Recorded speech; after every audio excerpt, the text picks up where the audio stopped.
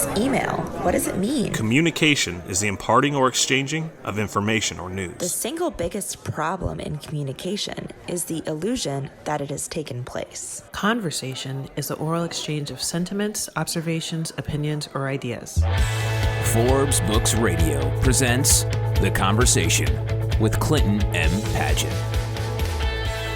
Welcome back to part 2 of my conversation with Simon Mainwaring, founder and CEO of We First, author of multiple best-selling books, and one of the most sought-after marketing speakers in the world. We pick up the conversation with Simon answering a question about the power of storytelling in business and how to create emotionally resonant stories that connect with your stakeholders. Without a story, you're not going to take people with you. I mean, my personal journey I touched on was, having been a writer on Nike at Wieden & Kennedy for 4 years, you really, you write these campaigns and they go out into the world and you see this huge shift and you have cultural sway and you're like, damn, look at that.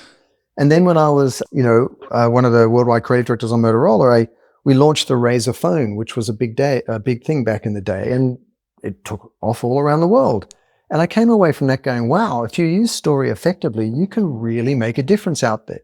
So I thought, what if you took that storytelling over to business doing good? Because it doesn't matter if you're a nonprofit NGO foundation, there's so much good you can do. We need business, though, to stop creating more problems and provide more solutions. And I'm like, well, how do we get business to do that? Well, you've got to inspire companies to do good, but then you've got to tell that story well so they can capture value for doing it. So it's not a cost center, it's a profit center as well. And so the last 15 years has been really helping companies not just do good. Many companies are doing good. They wouldn't talk about it. You didn't know about it. They just did it through their foundation or philanthropy.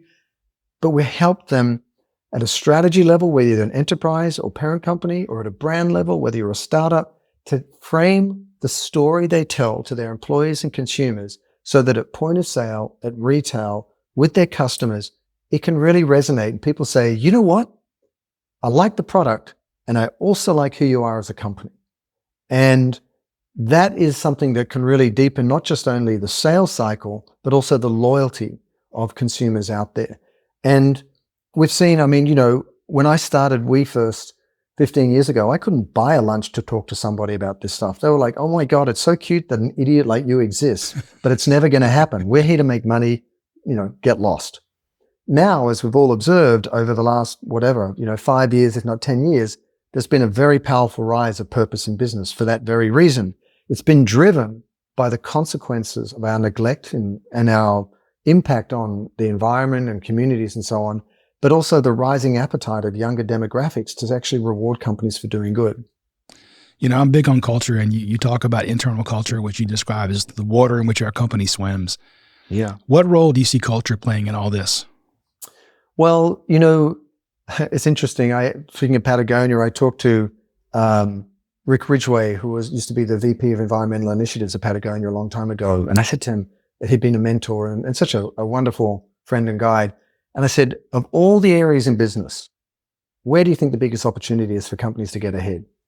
And he said, how they treat their people. And I think it's absolutely true, because who you are as a company and what you take to market is a function of who logs on or walks in the door every day, because so many companies are hybrid or remote now. And that is a function of the culture you foster. So if you're extractive of people, where you just work the guts out of them, they leave, they get annoyed, they get pissed off, and you just churn and burn and so on, you're going to have a very negative culture. And not surprisingly, you're not going to get the best out of them. If you really give a higher order purpose of what this company is in service to, and show up authentically and deliver on those self-stated claims and give your employees a role to play that makes them feel better and have a more meaningful experience at work, then they're going to be more effective and you're going to have a better result. So it's, at the end of the day, this is not about doing good. It's not about purpose. It's not about kumbaya. It's about human productivity. It's about the biggest line item on your P&L, which is your people. And it's about minimizing or de-risking your business, minimizing the cost of churn when you lose someone, because it costs so much to replace them. If you've got a choice between beating the hell out of your people and just telling them to suck it up and deal with it, or really celebrating their efforts and elevating their experience, the latter wins hands down. Yeah, I've been in environments where I've seen both sides of that, and I prefer the one you're describing. Right. Yeah, I don't think beating people up works anymore. Just these belligerent cultures, even in Silicon Valley right now, where AI, as you mentioned, is, just exploding. There's been a lot of articles recently how all the fun has gone out of Silicon Valley because it's such a ruthless game right now and everything's moving so quickly that what it's asking of people is beyond their capacity in many ways. And even with the, salacious, tantalizing $200 million packages being offered to people and that sort of thing, people are saying this is no way to live. And that's interesting. It is. You talk about what you call the 4 C's, which I co-opted and call the 4 Co's: co-ownership, co-authorship, co-creation, and collaboration. Yeah. Can you explain how these principles really help people deeply engage? Yeah, well, those 4, I just unpacked that as a way to kind of make sense of what does it mean to lead with we inside a company. You've got to, from the presumption, the starting point inside an organization, whether you're leading a sales team of 5 people, or we've worked with organizations up to 100,000 people, you've got to start with the presumption that you co-own the brand. Like, who you are as a company is a function of everybody's efforts. And then how you show up is co-creative. Like, your culture is not the sole responsibility of the CHRO or the chief people officer or the CEO. It's a shared responsibility of everyone every day. And that spreads the load and makes you much more resilient. So it's co-creative. And then, you've got to be collaborative in the sense that you make each other better. You really challenge everyone to do well and be a force multiplier. So all, these codes are really just dynamics within a company culture that you can position as filters, where you say, oh, okay, we're a manufacturing company and we make fridges. In terms of our supply chain and how we manage everyone making fridges, do we give them the sense that they are all part of this larger mission of the company? And are we providing co-creative opportunities for innovation and ideation and, troubleshooting? It's just, you can apply those different filters over what you're doing to see if you're really building a culture that has that we aspect to it. I think the reason that it resonated so much with me is in my day job, we do project management planning. Sure. And so one of the things one of our core tenets is that we must plan with the team, because at the end of the day, it's got to be their plan for their project. So that's co-creation, and we build those plans through collaboration. So that's why I think when I read that, I was like, it just reinforced for me. And also all of these books that have nothing to do with business or everything to do with business, like Team of Teams and all of these business, leadership books, I don't think there's one of them that doesn't position the strength of a team and bringing together your respective skills and responsibilities as greater than any one individual at the top. You really have to elevate the whole. Yeah. You do, because the group is always smarter than the individual, right? Even if you may give them direction, but at the end of the day, they're the ones that have probably the more intimate knowledge and can get stuff done. Absolutely. Absolutely. I think one of the quotes I read early on in the podcast days was, I don't remember who the person is now, but it was talking to a Brazilian jazz musician, and they said, how do you know what to play? And he says, I listen to what's being played, and then I play what's missing. And to me, that's a team. I mean, that's what a team does. Each of us brings a different thing to the party, and we have to play our role. Yeah, one of the most annoying pieces of advice in business you always hear is, what's the number one lesson you've learned? I've had this column in Forbes that you mentioned, and I've been writing it for 14 years, and I'm almost at 600 articles interviewing CEOs or founders. So over those 600 interviews, you start to see the pattern of what shows up. And I have to say, listening is probably in the top 2 of all the pieces of advice. And to your point, when you talk to your employees or you speak with your team, every single one of them is telling you things that you miss every day, which is ideas that you don't hear because you're more interested in what you're going to say, or areas that interest them that they're not fully allowed to explore yet, or gaps. Like, the power of listening and really listening to what people are telling you as opposed to what you're willing to hear makes all the difference in the world. It does. And as a man who's been married for 33 years, I learned that lesson the hard way. Congratulations on that. Yeah. No, I mean, I think that's true, because I think, I always say you have 2 ears and 1 mouth. You should use them in that ratio, because people, they want to say what they want to say. I interviewed Allison Wood Brooks, who teaches at Harvard. She has a new book that just came out that's called Talk. And she has a term called boomer asking. And boomer asking is what so many people do. It's, I'm going to ask you a question just so that it gets thrown back to me so I can give you so I can talk about what I want to talk about. I don't really care. Exactly. Yeah. And, whether it's in relationship counseling or whether it's in talk therapy, there's always that exercise where you've got to reflect back what the other person said to demonstrate that you actually heard what they said. And so that the other person knows that they were heard. I mean, all of this stuff is so basic, and it all comes down to fundamental communication. And even this whole idea of leading with we, I think it is enormously complicated and nuanced in practice, but in principle, it is just so damn obvious. There's no rocket science to it. It really is that we're connected to each other and we're connected to this planet we live on. And when you go and you speak to Indigenous people or First Nations around the world, to a fault, whether it's Aborigines in Australia, whether, it's the tribes in the Amazon that I saw, whether it's Indigenous cultures in Hawaii, they have a profound, deep, undeniable knowing of this. And they often look at us in the way that we think and go, this doesn't make any sense, because their lived experience is that we're codependent on each other and the natural environment around us. So let's be of service to that so that we can be of service to ourselves.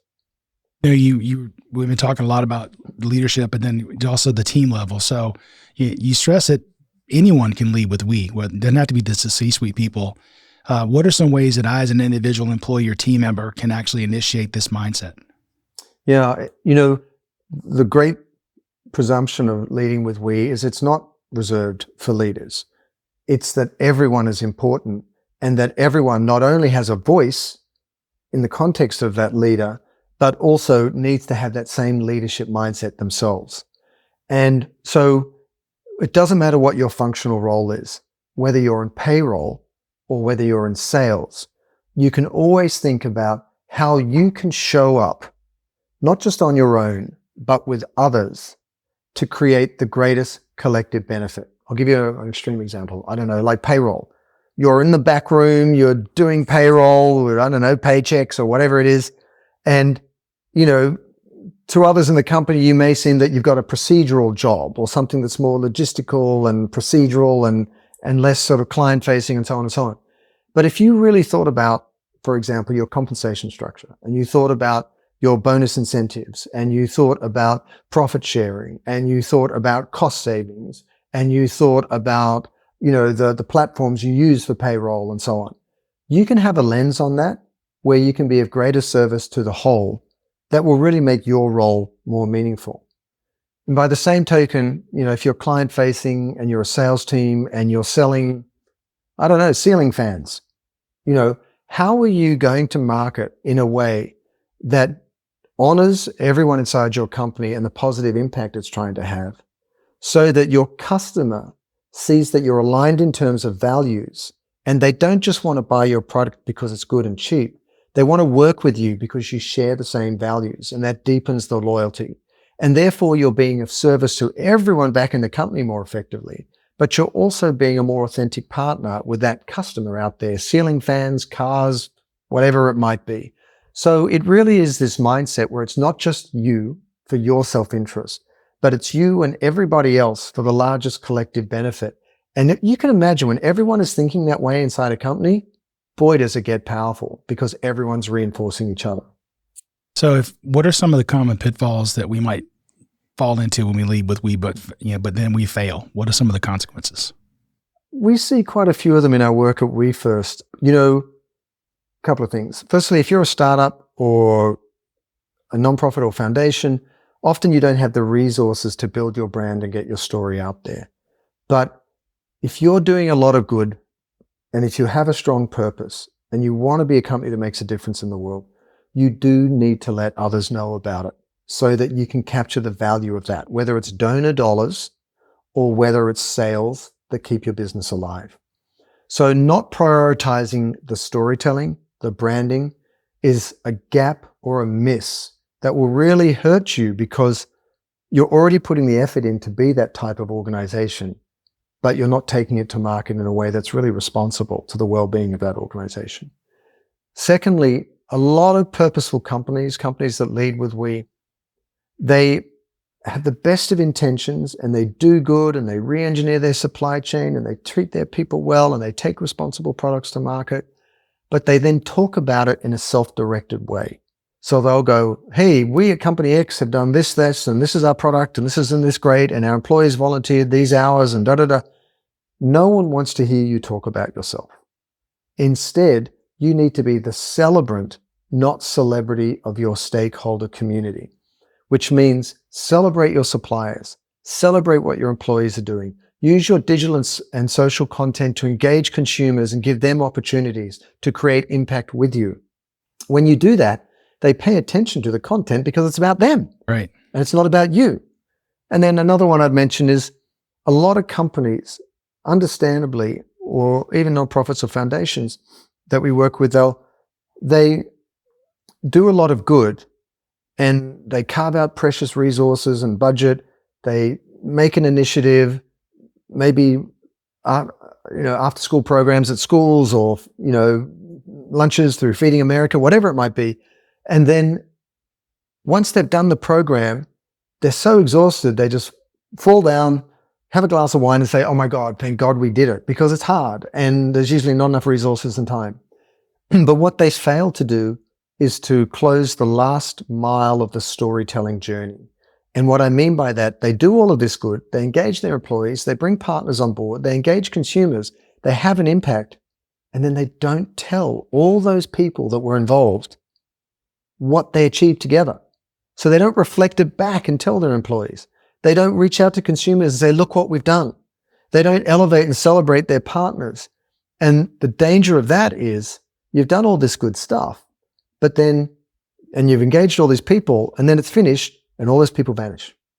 And they don't hear anything about it, and good luck trying to get them to get engaged again. Yeah. And now you have to spin it all up again. And it's just as hard the second time. Instead of saying, we did it, you guys were awesome, look what we did together, now we're doing this, let's go. And you keep building and building and building.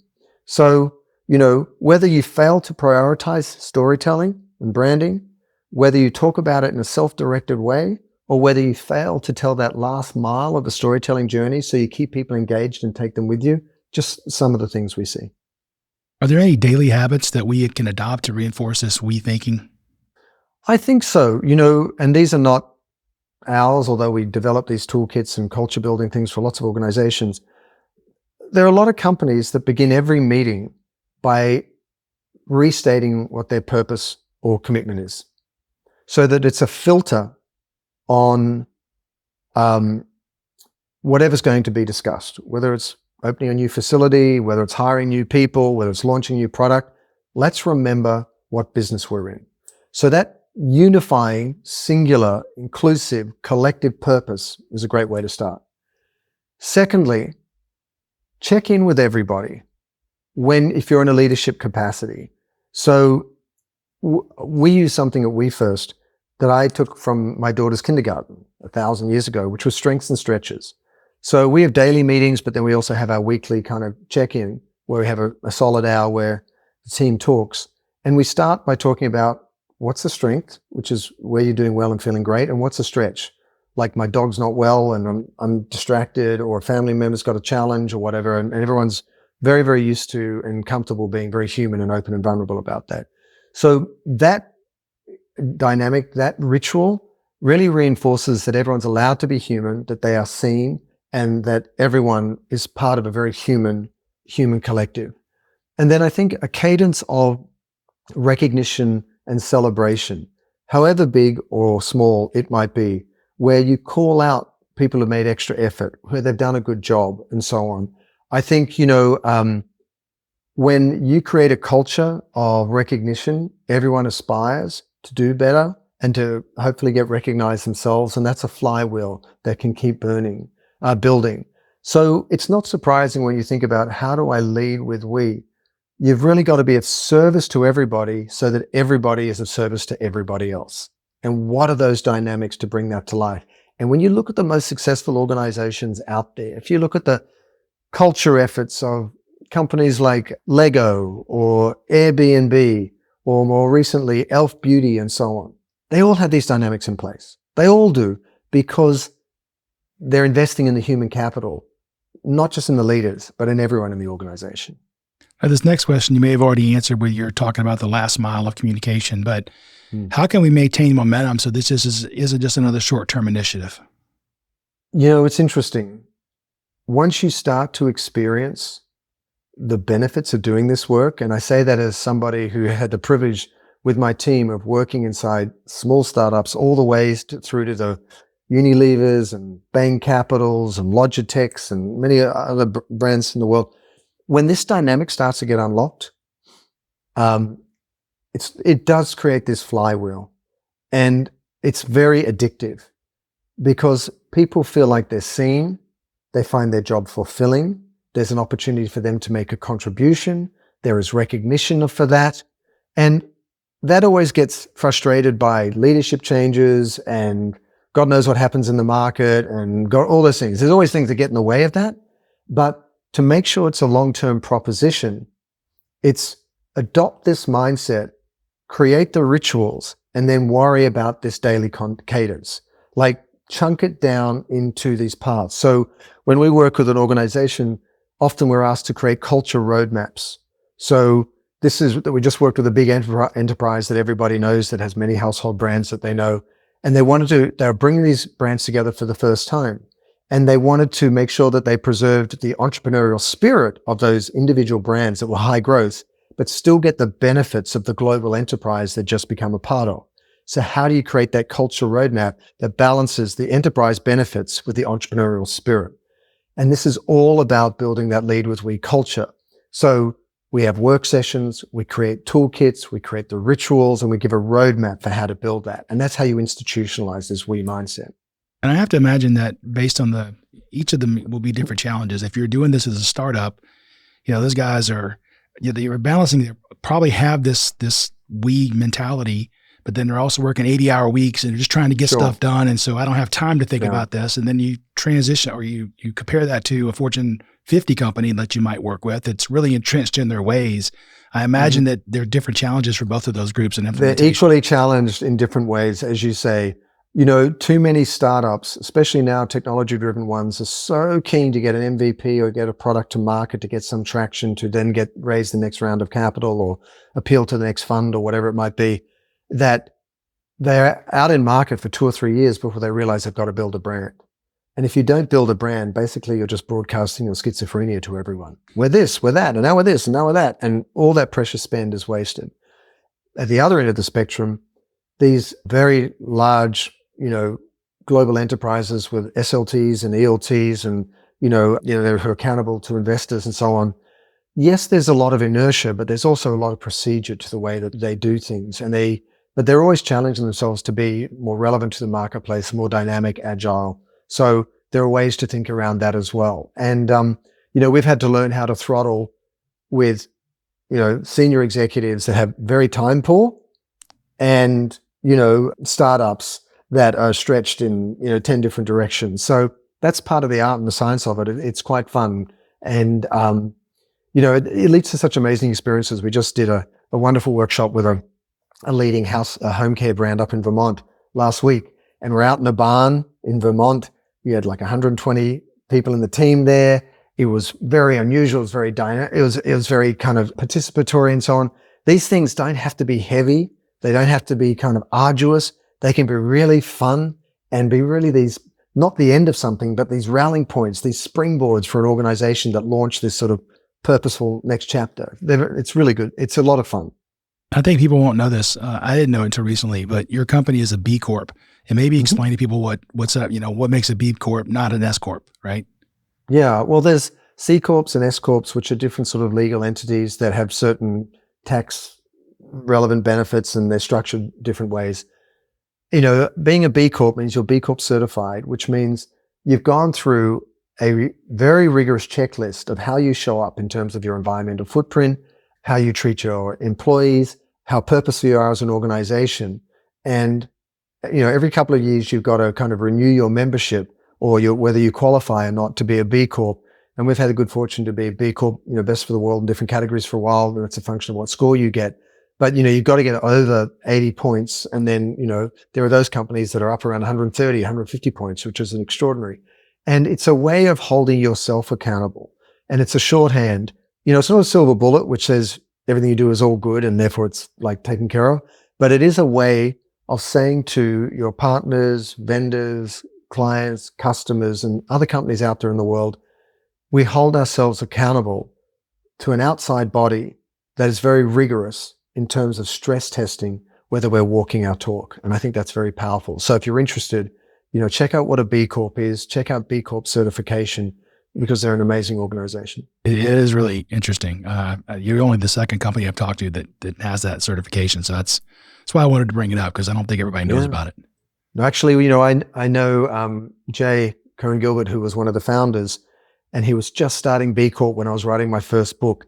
And he was like, I want to create a new certification, a legal entity for companies where you build contribution and accountability into their legal entity that they become. And I'm like, good luck with that. Never going to happen.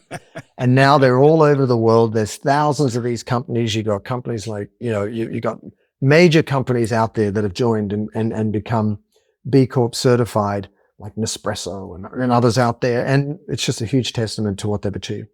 So what is the single most important takeaway you want listeners today or readers of your book to take away from Lead with We? Yeah. Thank you for asking. Everyone, whether an entrepreneur or an executive in a company these days, has an incredible opportunity, but also a responsibility to show up in a way that is appropriate to where we live today and what our future currently looks like. And I would ask each of us to take off our hats and just go, our business hats, and go, think as a father, a brother, a mother, a sister, an aunt, an uncle. Put your stakeholder in our future hat on and really recognize that we have lost sight of something that's foundational to who we are as human beings, which is our connection to each other and the planet. And the great news is that by being of service to that, and in my language, that means by leading with we, you can not only course correct our future, which is looking threatened in many, many ways right now that are very real in our lives, but you can also fortify, grow, and accelerate your business in really powerful and positive ways on the strength of everyone in your organization, upstream and downstream. And so whether you're a startup or whether you're a high growth company or whether you're a global enterprise, I'd invite you to look at Lead with We, the book, because it lays out a lot of those examples. I've also written all of these articles in Forbes that really just look up my name, Simon Mainwaring, and you'll see case after case of real companies that you know, and I'm asking them how they get it done.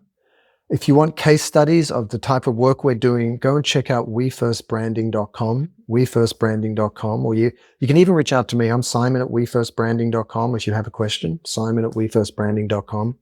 And I don't know, let's allow our better angels, as they say, or the good-natured human beings that we are, to put aside some of this divisiveness that's out there and this sort of winner-takes-all mentality and recognize that business is better positioned now than ever to make a really positive difference to our bottom line and our pockets, as well as to our future. Wow. I did have some more questions, but I think that's the perfect way to end it. So, okay. Simon, this has really been great. I appreciate your time today. Thanks so much for the conversation. No, thank you so much, Clint, and thank you everyone for listening. Thanks for listening to The Conversation. To find out more about Clint, go to clintonmpaget.com and pick up Clint's book, How Teams Triumph, Managing by Commitment, at Amazon. The Conversation with Clinton M. Paget is a production of Forbes Books.